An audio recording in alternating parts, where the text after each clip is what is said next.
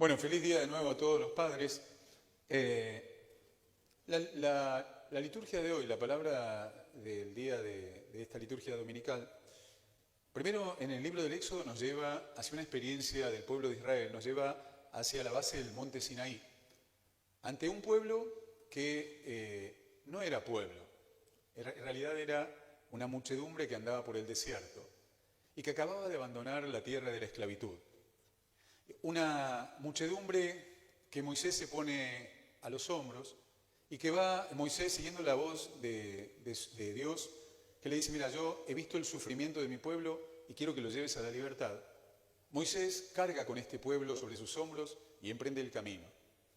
Pero el problema de este pueblo es que no es que ha estado esclavo en Egipto, sino que se ha acostumbrado a la esclavitud. Y cuando vos te acostumbras a la esclavitud, el problema es que empezás a razonar como esclavo. Acostumbrados al sufrimiento, acostumbrados a la queja, pero en el fondo no hacían nada para salir de ese espacio. Y por eso Moisés se va a poner al hombro a este pueblo. Estamos hablando de una experiencia aproximadamente 1200 años antes de que nazca Jesús. 1200 años después tenemos nuevamente al Señor mirando a una multitud. La misma multitud unos años después, agobiados y abatidos. Y lo interesante es que siguen siendo esclavos, porque el pueblo de Israel, una vez que abandona la esclavitud en Egipto, sigue encontrando como espacios de libertad que va a tener que ir conquistando, pero va a dar muchísimas vueltas. Ustedes saben que el camino que podían haber hecho en meses, porque salir de Egipto y llegar a Palestina, es un camino que uno puede hacer en meses. Tardaron 40 años. 40 años dando vuelta en el desierto. 40 años que tienen que ver con esta lógica de el esclavo que da vueltas y vueltas y vueltas.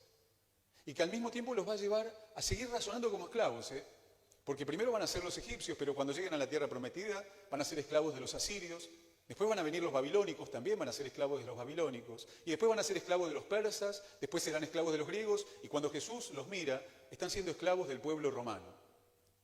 Conclusión: cuando te acostumbras y razonás como esclavo, las cadenas no están afuera, están adentro.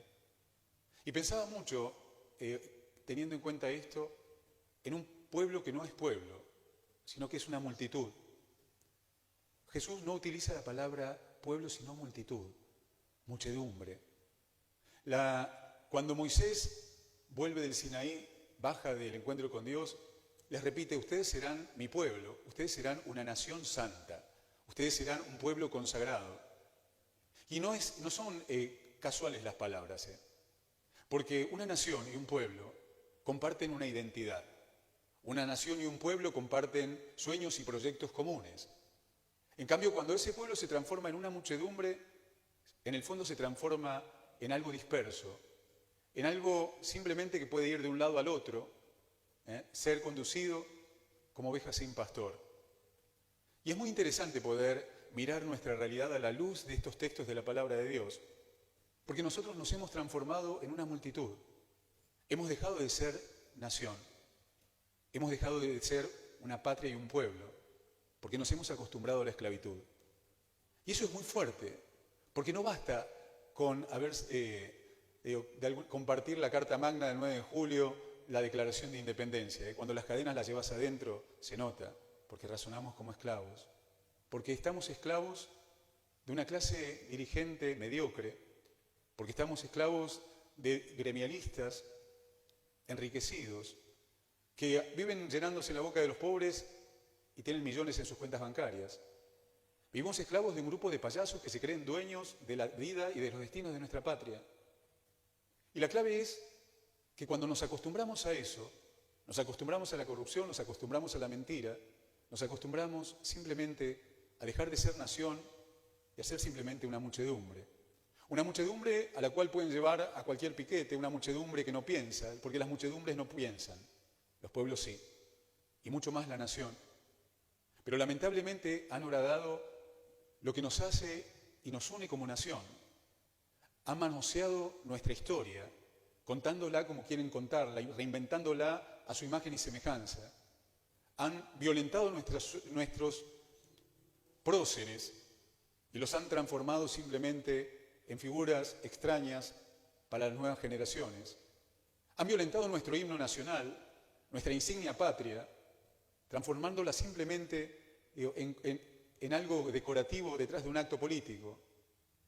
Han puesto otros acá mismo, cantando el himno de Cuba y enseñándole a nuestros hijos a cantar la marcha a no sé quién.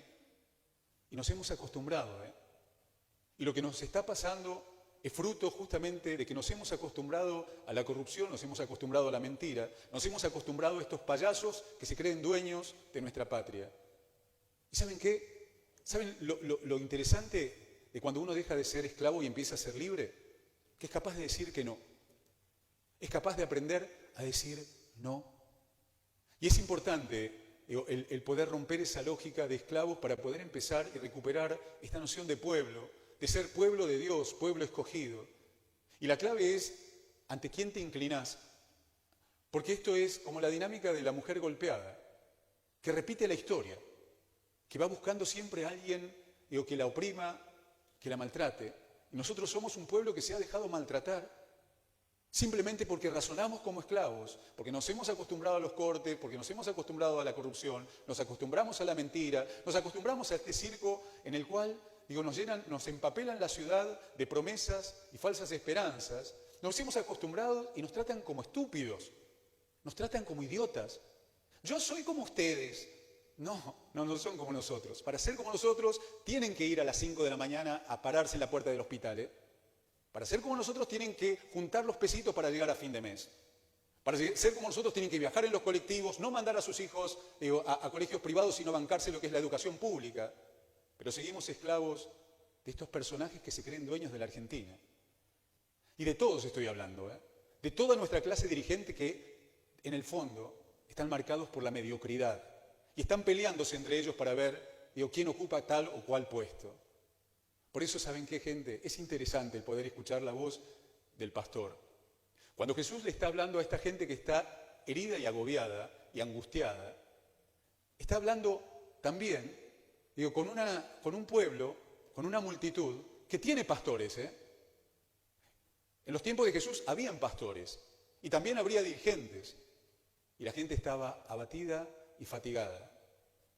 Simplemente porque cuando también los pastores prostituimos nuestras convicciones y el Evangelio y lo vendemos, simplemente para quedar bien con el político de turno, o nos encarpetamos, simplemente para poder ocupar algún puesto, perdemos el horizonte. Por eso está bueno el poder escuchar la voz del único ante el quien deberíamos inclinarnos. La fuente de toda razón y justicia, dice el preámbulo de nuestra Constitución.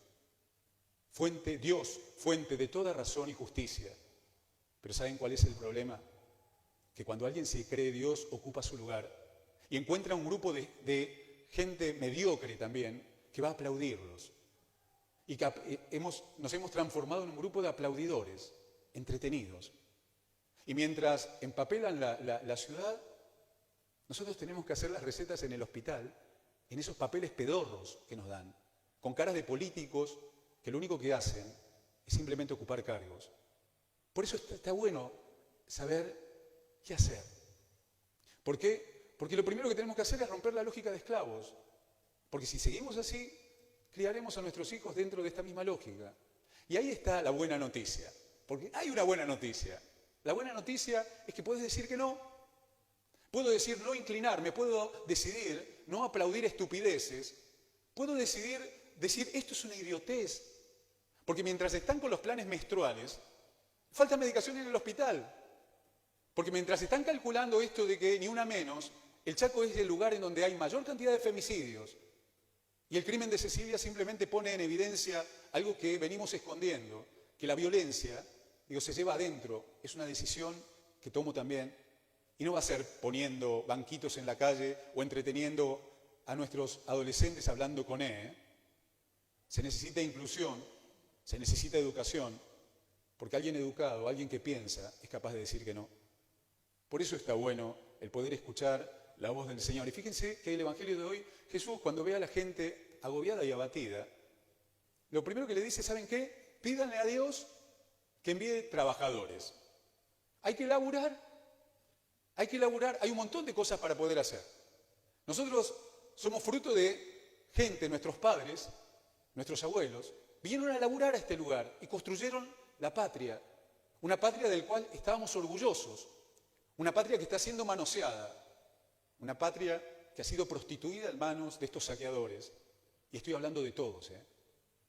El tema es fundamentalmente darnos cuenta que necesitamos trabajadores, y que si de alguna manera no entramos dentro de esa dinámica, seguiremos viviendo como esclavos. Por eso está bueno el Evangelio de hoy, porque fíjense, dice, pídanle a Dios gente que venga a laburar, trabajadores para la cosecha, porque hay mucho para hacer, pero los trabajadores son pocos.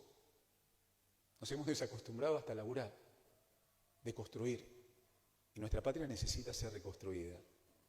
Y si miramos para arriba, lo único que vamos a ver es circo, Pero gracias a Dios, este país tiene gente laburante que todos los días se levanta a hacer lo que tiene que hacer.